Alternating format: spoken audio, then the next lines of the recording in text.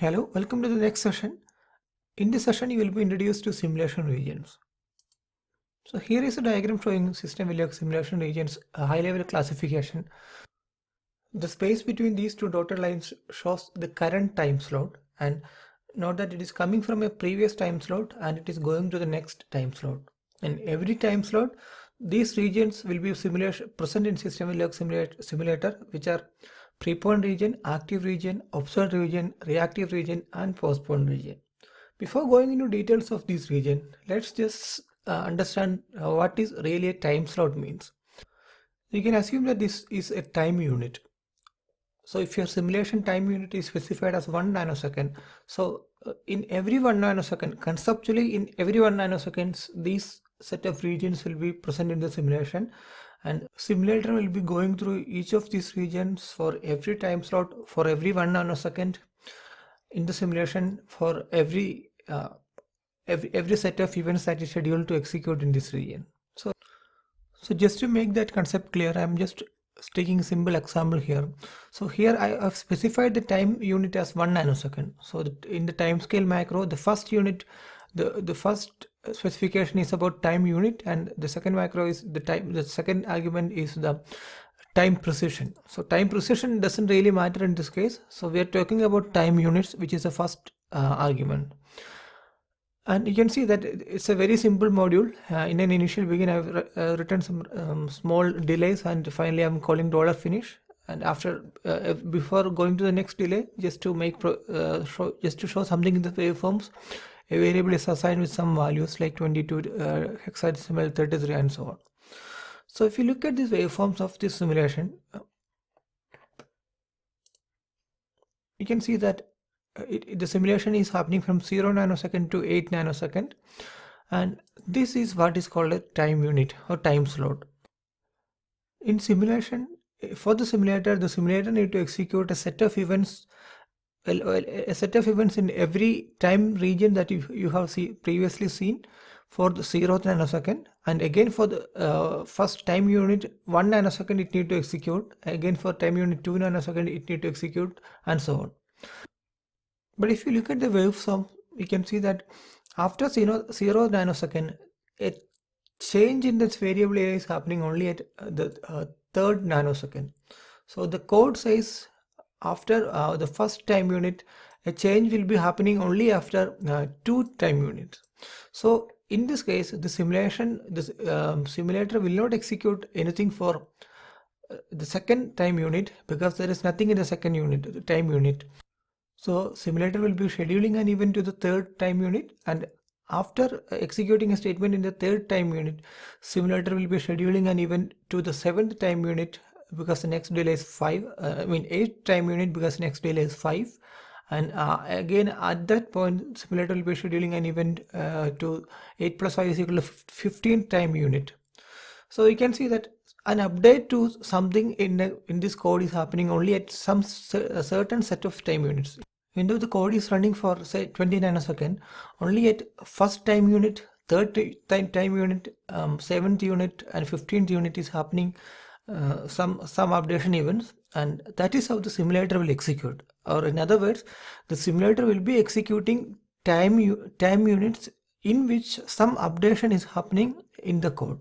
So simulator need not go through each and every time unit. So if the simulation is running for some say 0 to 20 nanosecond, the simulator need not go through that Systemverilog time regions in every time units, but it will be executed only in the time units where there is an update to this in any variable in this code is happening.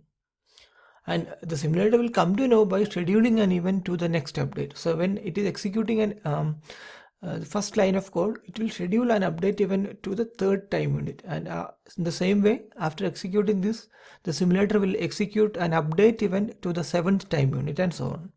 So that is how the simulation will be progressed in Systemverilog simulation. Now you will be able to understand this diagram more clearly.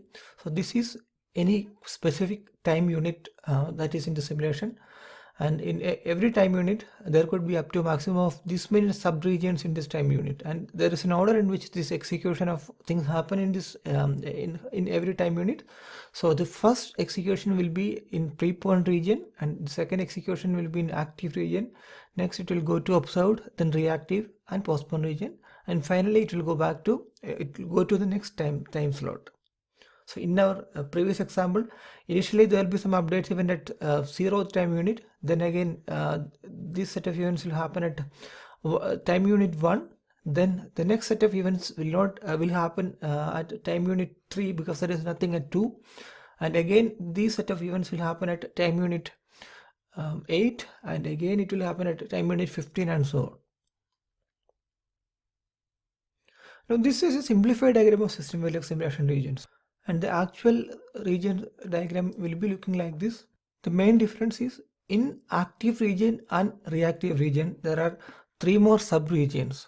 So this was a previous diagram.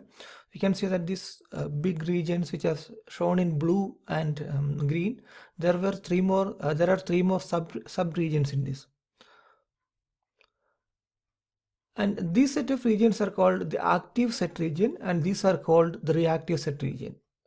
Now coming to the sub-regions, again the sub-regions, first region is called active region, this is reactive region, and this is NBA or non-blocking assignment region. So here don't get confused with the names. These are these active and reactive terms are used to refer these sub-regions, but these 3 regions together will be called as active set or active region. And again, in reactive region there are regions corresponding to these 3 regions in the active region, which are reactive region, reactive region, and NBA regions. So the naming is a little confusing here, but in general this is your active region and this is your reactive region, and in both these active and reactive region there will be a subset called active, reactive, and NBA regions. Also note that some kind of feedback is possible from some regions to the same time slot. So what does it mean is once an event is coming into a preponed region, everything that need to be done in preponed region will be done in the simulation, then it will come to active region. So while executing events in active region, it is possible that some events is getting scheduled in the same time slot, and the execution will go back to this active region again and again will schedule new events. In the same way, after coming from active to reactive region or to NBA region, it is possible again to go back to the same time slot active region again, and this feedback can happen a number of times, and this is really dependent on the functionality of your code. And after active region, the next region executed will be the observed region, and again it is possible to go back to the initial active region beginning from observed region, but this feedback is very rarely used in simulation and in code. We will discuss in detail while we discuss this observed region in the coming sessions. But again, feedback is possible from here. And coming from observed region, it will be going to reactive region, and again in reactive region there are 3 sub regions in that: reactive, reactive, and re-NBA regions. And in the same case as of active regions, feedback will be possible from every region back to this initial point of this reactive region. And after completing reactive region, again it is possible to go back to the same time slot active region. Events can be scheduled here, so this feedback is possible, and this could happen quite commonly in simulation as well. But once it has gone to the postponed region, there won't be any feedback. So at this point, all the variables, the values of all the variables of this current time slot is fixed, and it is not going to change from this region onwards, and it will be after evaluating or executing events in the postponed region, it will go to the next time slot or time unit, and the same set of events will be repeated.